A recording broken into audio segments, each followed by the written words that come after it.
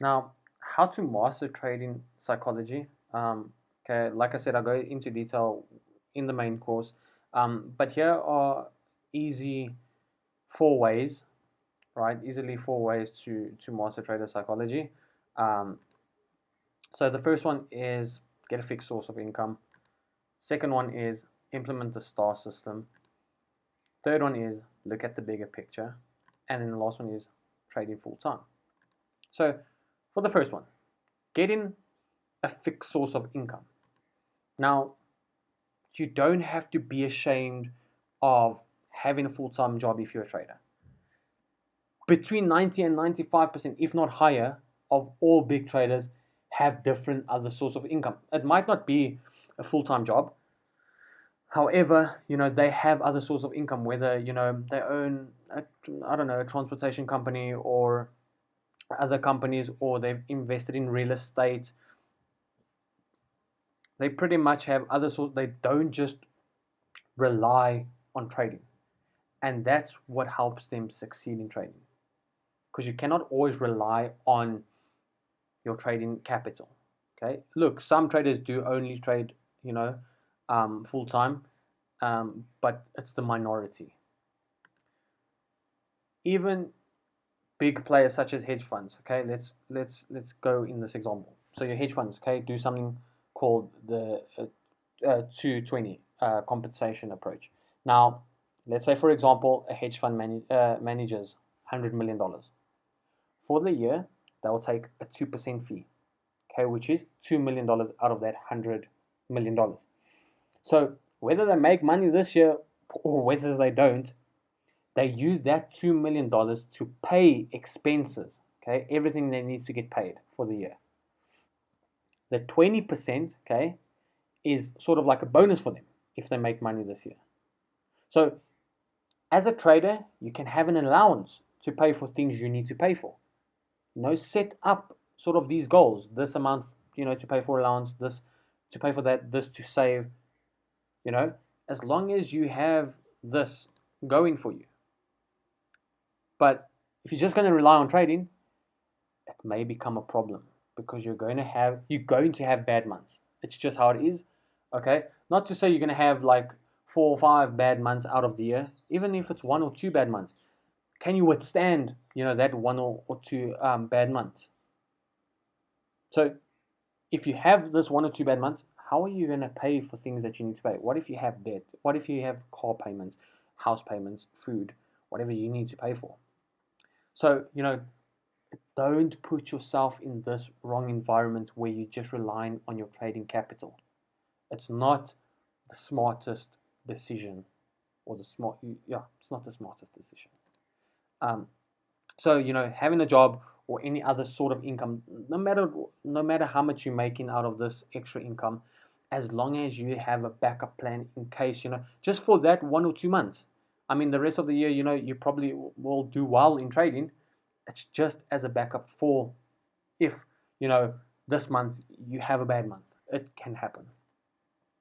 Second thing is you can implement what's called the STAR system. Now, these examples I got from Rainer. I don't know if you guys watched him before. I think it's pretty good. So for the STAR system, traders get emotional, okay, and personal with the market when they experience a loss, especially when they experience a series of losses, consecutive losses after losses. They cannot control these emotions. So don't think of your trading account in currency. Okay, think of it as stars. The gold stars. When you were in primary school, you got gold stars. If you did well, if you did bad, they would have taken away, your gold stars. Um, that kind of star system.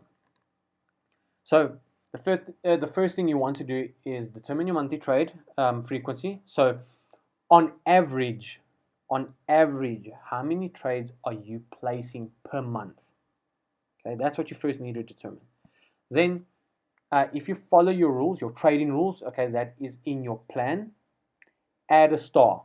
So if you place a trade and you followed all the rules in your trading plan, you add a star. If you don't follow your trading plan rules, you minus a star.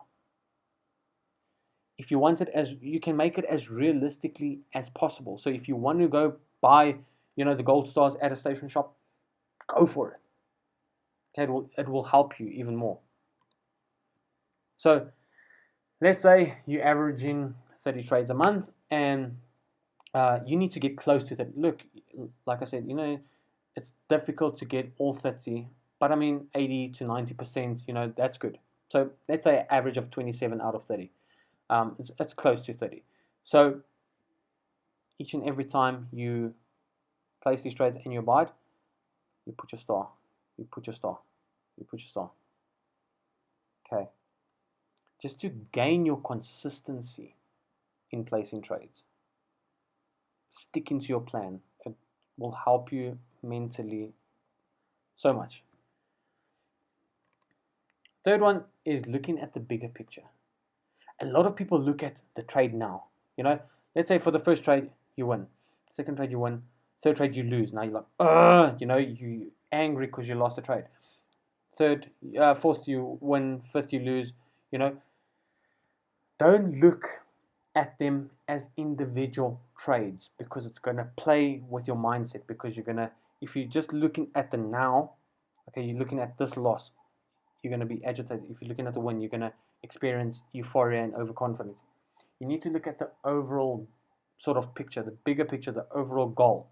So let's say, even if you look at the monthly, okay, there's 2, 4, 6, 8, 10, 12 trades you placed for the week or the month, whatever the case might be. And out of those 12 trades, 2, 4, 6, 8, 9 were wins. So overall, you are profitable. 9 out of 12. You've lost 3. Okay, you're not specifically looking at those 3 trades. You're going to experience.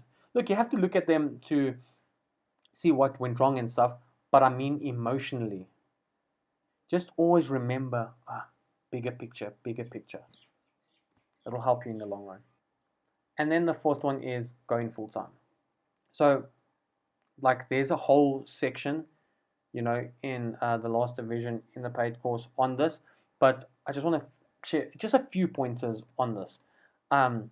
So one point, okay, or one tip when going full time is finding a partner or someone that you can stay with, whether it's your girlfriend, boyfriend, fiance, husband, wife, whether it's a friend, a best friend, a brother, a cousin, your mother, whatever the case might be. Stay with them so that there is some sort of stable income in the house. Okay. Number 2, make sure you have a year saved for living expenses, especially if you're alone. Okay. In the paid course, I go into detail with this. Contribute once every 3 months, 6 months, or once a year to the household. So you have this person just to help you out. Okay, hopefully they understand and they support you. If they understand and they support you, great. This will help you so much. So this is what I mean. Don't rely on them fully. Do contribute, like I said, either every 3rd month or every 6 months or once a year, as long as you're showing some type of contribution to the house. But your main focus is saving up this, living expenses, etc. Once you have these things, once you have someone that you're staying with that can help you, once you have saved up, let's say, a year for living expenses, and at least you're contributing just to show that you are supporting as well, since they are supporting you, then you can fully focus on your craft. You can fully focus on trading, and that's going to help you. Because remember, if you have a job and you have to pay for everything, and you have kids, and it can become stressful.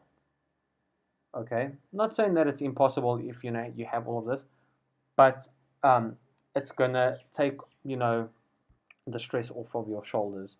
But it's still doable, with all the variables that's happening in your life. I'm not saying that's not. I'm just saying what's easier mentally. Okay, so these are basically the 4 sort of tips. I go into much greater detail in the paid course. So hopefully I see you there.